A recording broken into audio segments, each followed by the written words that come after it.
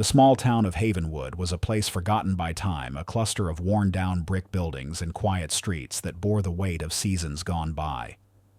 It was a town that had once buzzed with the rhythm of industry, but now lived in the slow, melancholic hum of a place left behind. And in the heart of this forgotten place was Graham's Auto Repair, a small, unassuming garage that smelled of grease, old oil, and the faint, nostalgic scent of hope. Inside, amidst the organized chaos of tools and spare parts, worked Leo Graham. At 28, he was a man of quiet strength with hands that were perpetually stained with oil, but moved with a surprising gentleness. He was the sole proprietor of the shop, a legacy passed down to him by his late father, a man whose wisdom and warmth still lingered in the air. A single framed photo of his father hung above his workbench, a constant silent reminder of the man who had taught him that a car was more than just a machine. It was a lifeline, and the people who drove them were worth a little extra kindness. Leo's life was a testament to this philosophy. He carried the heavy burden of his father's debt, a cruel inheritance that threatened to swallow the shop whole. The bank, a cold, unyielding entity, was always a phone call away, a constant source of anxiety that he faced with a quiet, stubborn resilience. He worked long hours, his body aching and his mind weary, but he never complained. He was a man of action, not of words. His daily routine was a study in devotion. He would arrive before dawn, the rhythmic clang of his tools, a familiar soundtrack to the sunrise. He would meticulously check every car, listen to every engine, and speak to every customer with a quiet, respectful sincerity. He had a reputation in Havenwood for being the best mechanic around, a man who would fix your car with a smile, and often with no charge. Just last week, an elderly widow named Martha had brought in her sputtering old sedan. The check engine light had been on for months, and she was terrified of the cost. Leo, with a single listen to the engine, knew exactly what was wrong. It was a simple quick fix, a loose hose that took him less than 10 minutes to mend. When Martha asked for the bill, Leo simply smiled. "Don't you worry about it, Martha," he said, his voice soft. "Just tell me when it's running like a dream." He refused her money, a small selfless act that was a common occurrence in his shop, a testament to his deep ingrained kindness. The town, however, was facing a harsh winter, and the cold was a cruel, unforgiving force. Many people were struggling, and the local soup kitchen, a small rickety building that served as a refuge for the town's most vulnerable, had a broken boiler. The place was freezing, and the volunteers were at a loss. Leo, hearing of their plight, spent a cold afternoon after his shift at the garage, not for money, but to ensure that his community's most vulnerable had a warm place to go. He worked tirelessly, his hands numb with cold, but his heart full of a quiet purpose. This save the cat moment was not an act of charity, but an act of grace, a profound expression of his belief in the interconnectedness of people, in the idea that in a town like Havenwood, a man's worth was not measured by his wealth, but by his kindness. Yet this was not the only secret Leo held. The omniscient narrator reveals a hidden talent, a gift he had inherited from his father. He had an almost supernatural ability to listen to a car engine. The sound to him was not just a mechanical hum. It was a language, a complex symphony of whirs and clunks that told him exactly what was wrong. He could diagnose a complex problem with a single listen, often fixing things that other, more experienced mechanics had missed. He kept this talent to himself, a silent tribute to his father's legacy, a secret he only used for the benefit of others. The omniscient narrative, however, had a wider view.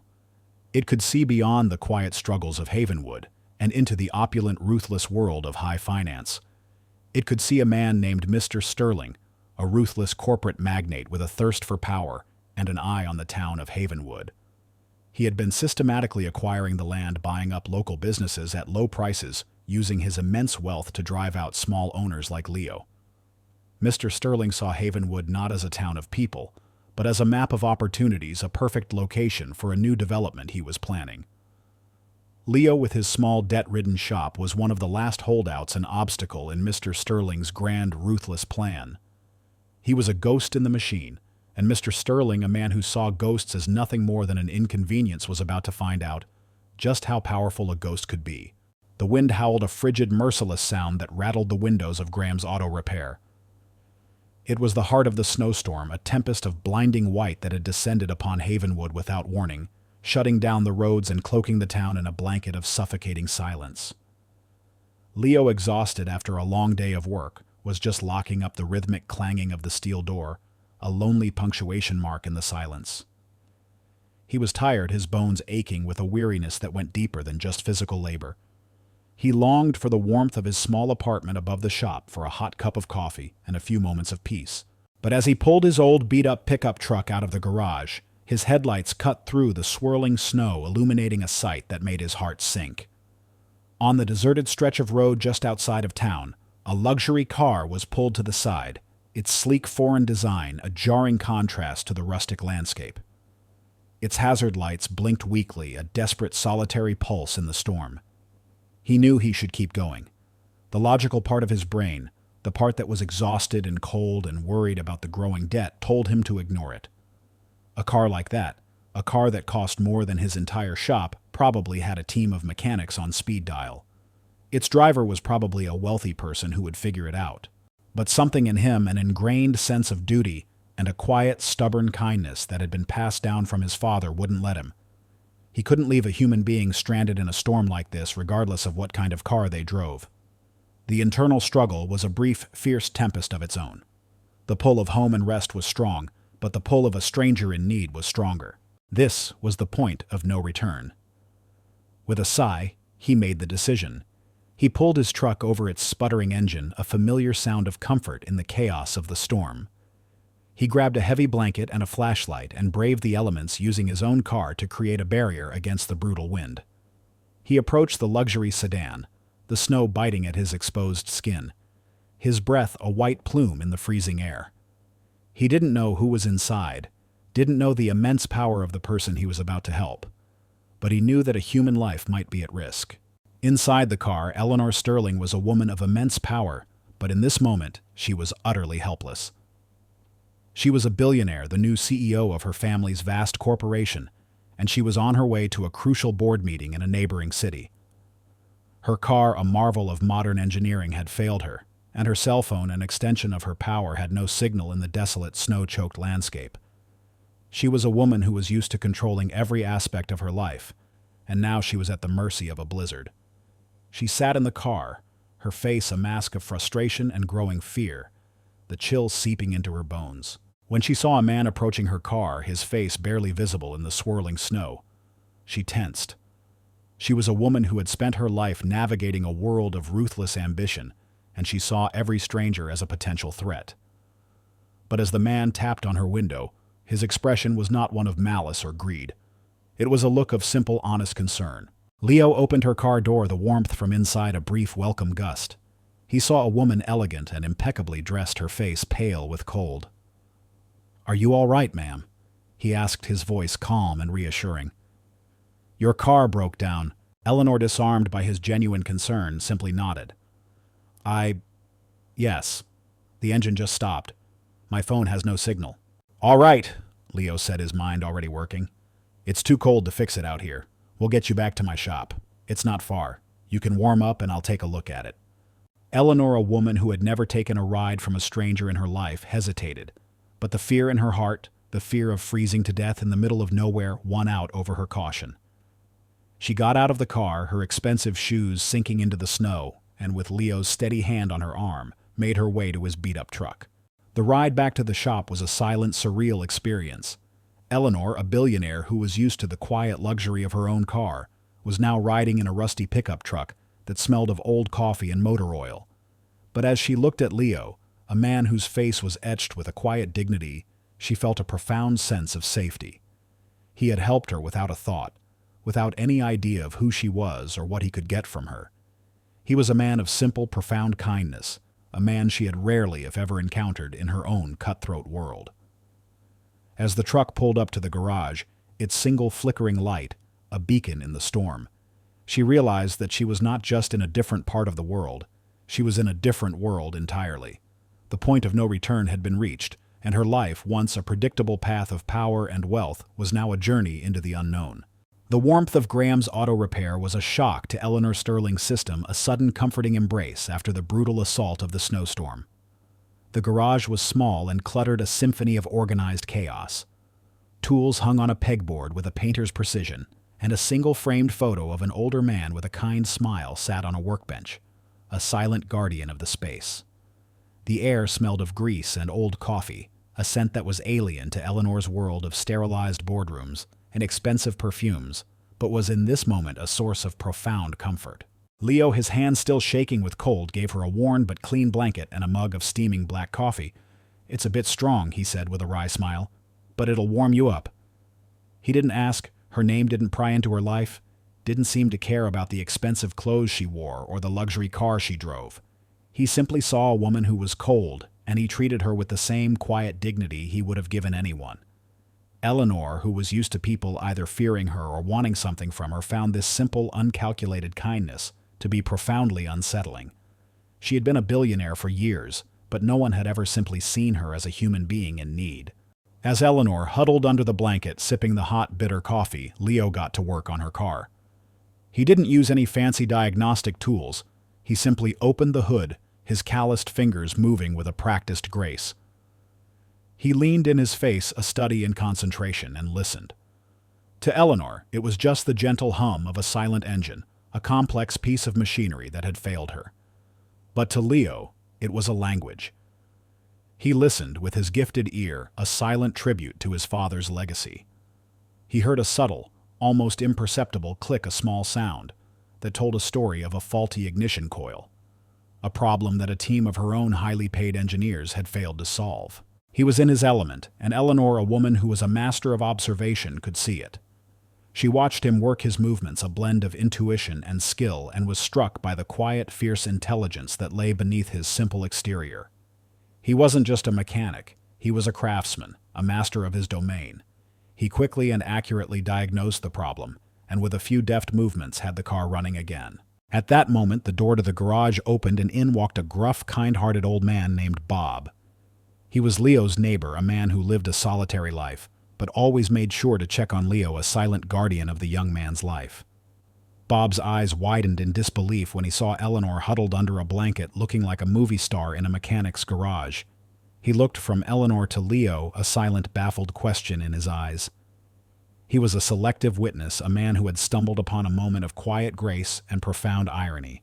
He had no idea of the woman's true identity, but he knew that something extraordinary was happening. Meanwhile, the omniscient narrative ever-present shifted its focus back to the opulent, cutthroat world of high finance. Eleanor's father, Mr. Sterling, was a man driven by a singular, all-consuming ambition power. He had always seen his daughter as a mere figurehead, a beautiful face to put on the company, while he, the true power behind the throne, pulled the strings. He had a dark secret, a web of deceit that he had been weaving behind her back. He had been working with a group of disgruntled board members to orchestrate a hostile takeover of her company, a betrayal of monumental proportions. He had also been using his connections to pressure small business owners in Havenwood to sell their land, his plans for a new development, a crucial piece of his grand, ruthless puzzle. The irony was breathtaking. The man who stood in his way, the last holdout he was trying to destroy, was now the very person who was helping his daughter, the person he was trying to betray. Mr. Sterling, blissfully unaware of the events in Havenwood, sat in his luxurious office, a self-satisfied smile on his face. He believed he was on the cusp of his greatest triumph, a man who had outsmarted everyone, including his own daughter. He was completely oblivious to the fact that the two most important pieces of his puzzle, the town he was trying to acquire and the daughter he was trying to dethrone, were now connected by a single selfless act of kindness. The game had just changed, and the man who was so sure of his victory was about to find out that his most dangerous opponent was not a rival billionaire but a humble mechanic with a kind heart. The storm, having raged with a brutal ferocity, was beginning to subside. A pale, weak sunlight was starting to break through the thick blanket of clouds, a promise of a new day. Leo, his hands still smelling of motor oil, had fixed Eleanor's car. The engine, which had been silent, now purred with a smooth, expensive hum. He had done it without any fancy tools, without a team of engineers, with just his two hands and his gift for understanding the language of a machine. Eleanor, no longer just a cold and frightened stranger, now looked at him with a mixture of awe and a profound, quiet gratitude. She had a new perspective, a new lens through which to see the world. Her world was one of numbers of profit margins, of hostile takeovers. But in the small, unassuming garage of Leo Graham, she had seen a different kind of wealth, the wealth of integrity, of kindness, and of a man who saw a human being, not a number. She had come to him a billionaire, and she was leaving with a debt she knew she could never truly repay. As she prepared to leave, she handed him a small, elegant card. It was a simple business card, but the name on it, Eleanor Sterling, CEO, made Leo's eyes widen in disbelief. The woman he had just helped was not just a stranded motorist. She was a titan of industry, a name that was constantly in the news, a person who moved in a world of unimaginable power. He simply looked at her, then back at the card, a silent, humble surprise on his face. "Thank you, Leo," she said, her voice soft but firm. "For your kindness, for your honesty, and for reminding me that there are still good people in the world." She then got into her car, its engine now a quiet, obedient servant, and drove away, leaving Leo standing alone in the pale, quiet morning. She had no intention of simply forgetting him. She had seen his talent, his character, and his home, the very town her father was trying to destroy.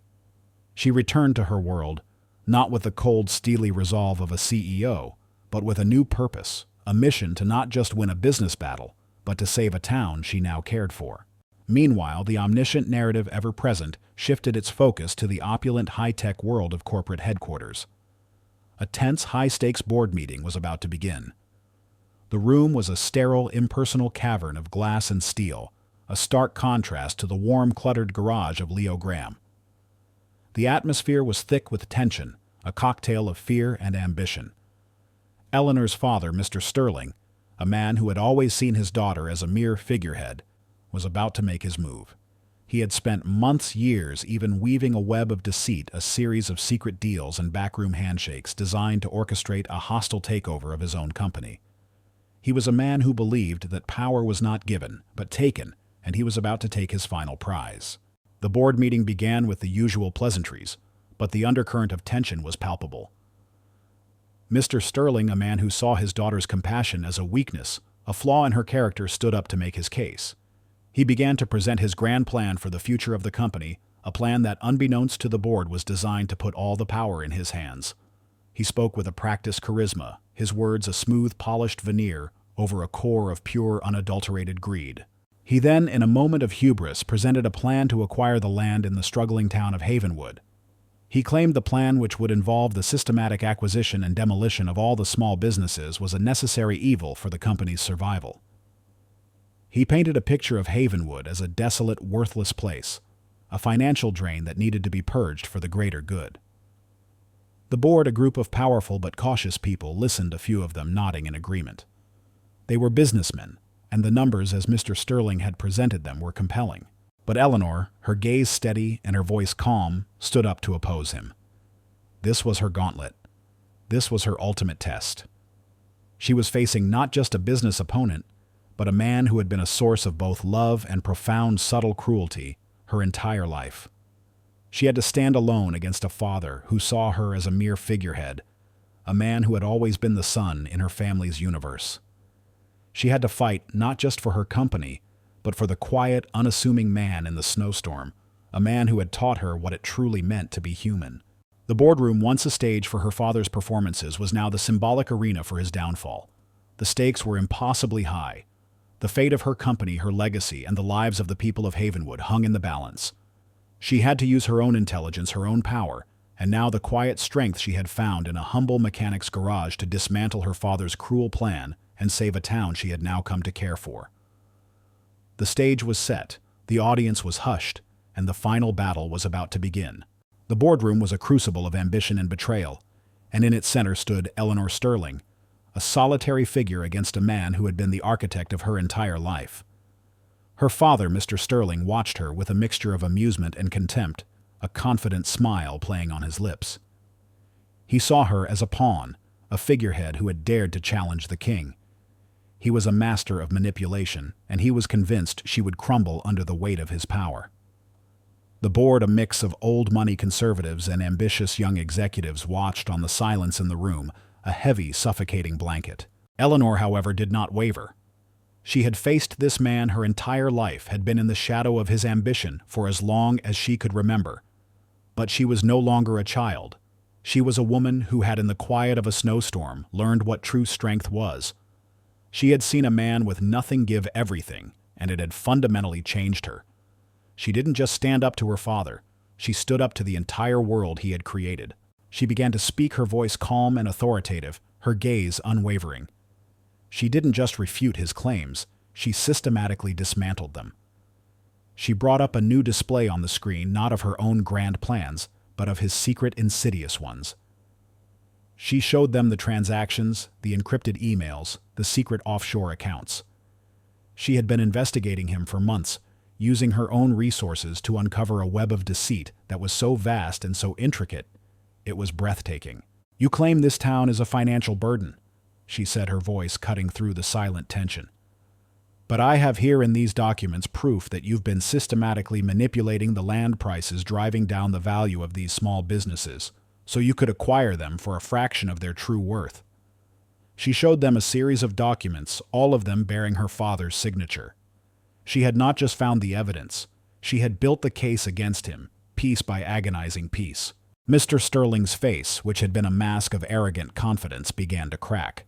He was a man who was used to being in control, a man who saw his enemies as chess pieces he could move at will. But his daughter was not a piece on his board. She was the architect of a new game. He had no idea how to play. "This is a lie," he shouted, his voice cracking with a sudden desperate rage. "She is making it all up. This is a betrayal, a child's foolish attempt to overthrow her own father." But Eleanor did not falter. She let him rave, let him exhaust his lies, a final pathetic performance from a man who had lost his audience. And then she dropped the final devastating blow. "You've been working with a group of disgruntled board members to orchestrate a hostile takeover," she said, her voice dropping to a low, intense whisper. "You have been using your influence, your power, your connections to systematically destroy this company from the inside out." She then showed them a final document. It was a signed confession, a notarized statement from a former employee who had been working with her father, a man he had promised to protect, and then in a moment of ruthless practicality betrayed. The man, seeking a conscience clean of the lies he was forced to help spread, had come to her, his only hope for justice. Mr. Sterling, his face white with terror, lunged for the document, a final desperate act of a cornered animal. For a split second, a breathless moment, it seemed he might succeed, that he might grab the document and tear it to shreds, destroying the final piece of evidence against him. But a security guard acting on Eleanor's preemptive orders stepped in and calmly intercepted him. The moment of chaos was gone as quickly as it had arrived. The room, which had been a whirlwind of shouting and chaos, fell into a stunned, profound silence. The board members, who had once respected Mr. Sterling's power, now looked at him with a mixture of disgust and a dawning, terrible clarity. They had been manipulated, used as pawns in a game of his own making. The old guard realized the extent of their own complicity, their own negligence.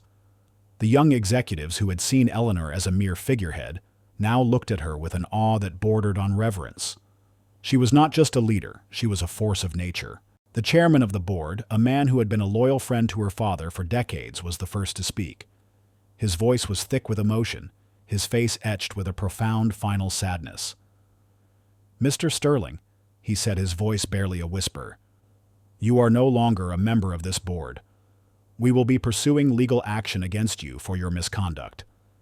He then looked at Eleanor, his eyes filled with a new sober respect. He did not applaud. He did not cheer.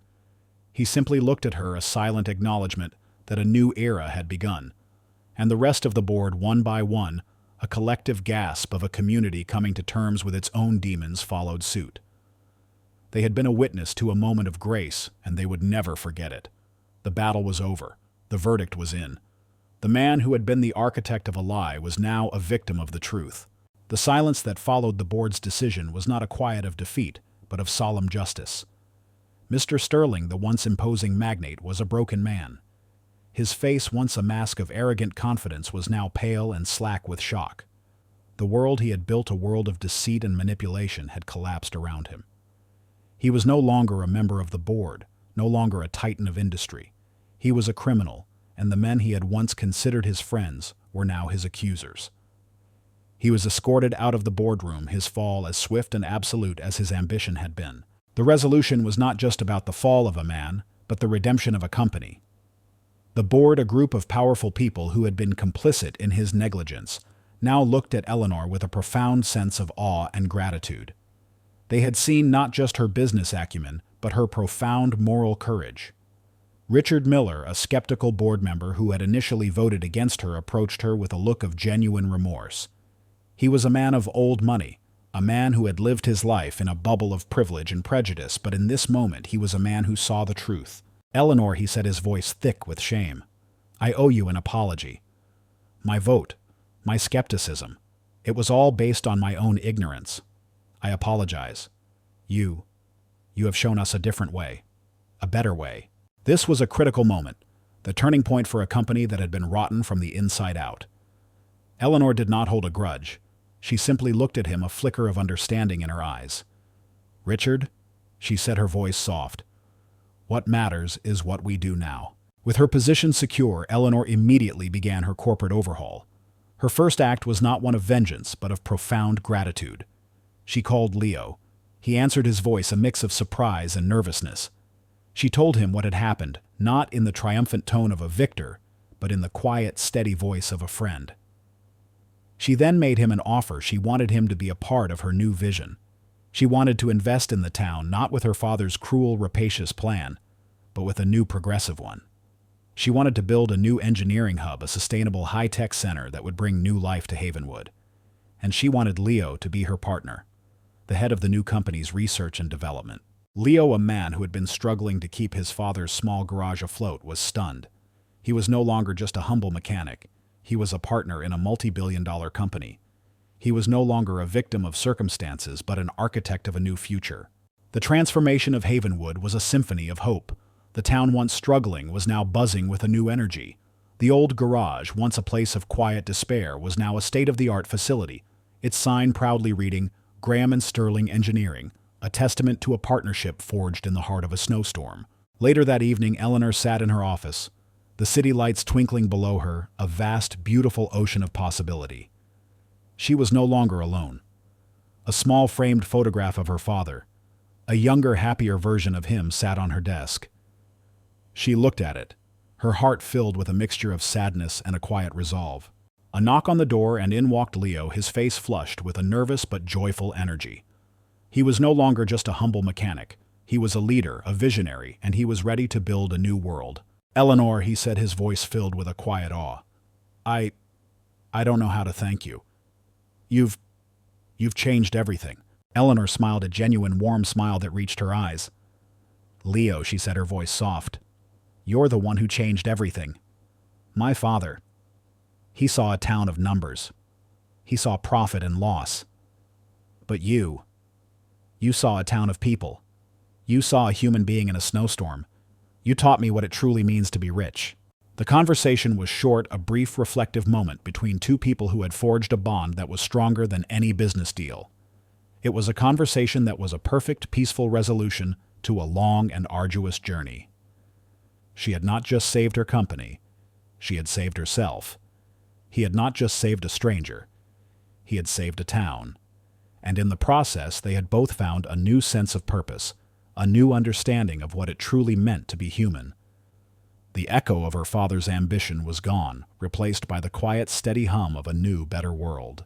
2 years later, the small town of Havenwood, once a place forgotten by time, was now a vibrant testament to the power of a single act of kindness.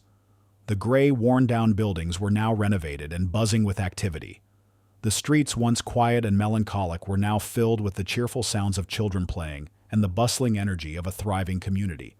The town, which had been on the verge of becoming a ghost town, was now a shining example of a sustainable, prosperous future.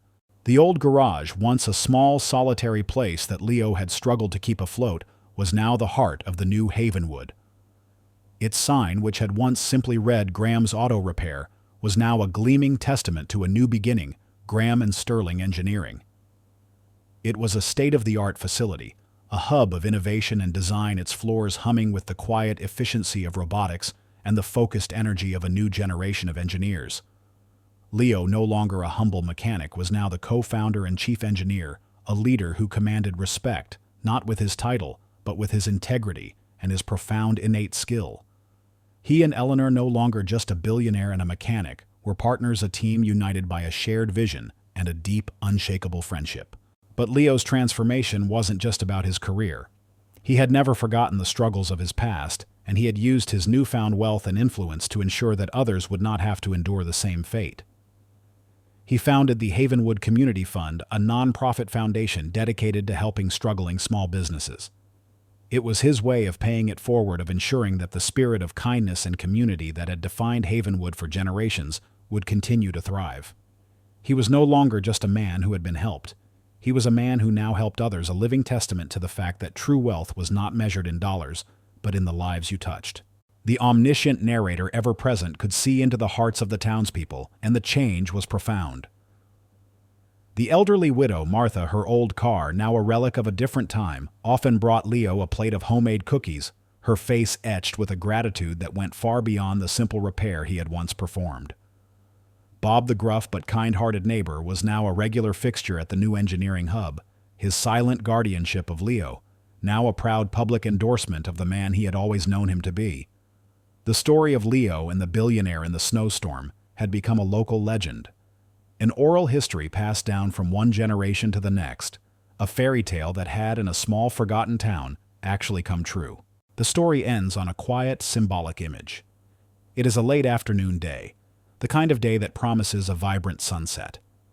Leo and Eleanor stand together in the newly renovated town square, a place that had once been a symbol of decay, but was now a bustling, beautiful center of life. The air is filled with the laughter of children playing, the smell of fresh-baked bread from a new cafe, and the quiet, steady hum of a town that had finally found its footing. Leo looks at Eleanor, a profound sense of peace in his eyes. He is no longer defined by his debt, by his past, by the struggles he had once faced. He is a man who is whole, a man who is happy, a man who is finally home. He looks out at the town, at the people, at the life he had helped to build. The Snowstorm, which had once seemed like a disaster, was now a beautiful, a life-changing miracle. And in that moment, he understood that true fortune was not found in wealth, but in the profound, unexpected kindness of a stranger. The story of Havenwood was a story of hope, a story of redemption, a story of a new spring. And it was a story that would live on, a testament to the fact that even in the deepest darkness, a single act of kindness can change the world. If this story stirred your heart, if it reminds you that courage can alter destinies, and that light always finds a path, even in the deepest darkness, please leave a comment. Share this story with those who need inspiration. Like, subscribe, and hit the bell to never miss our upcoming stories.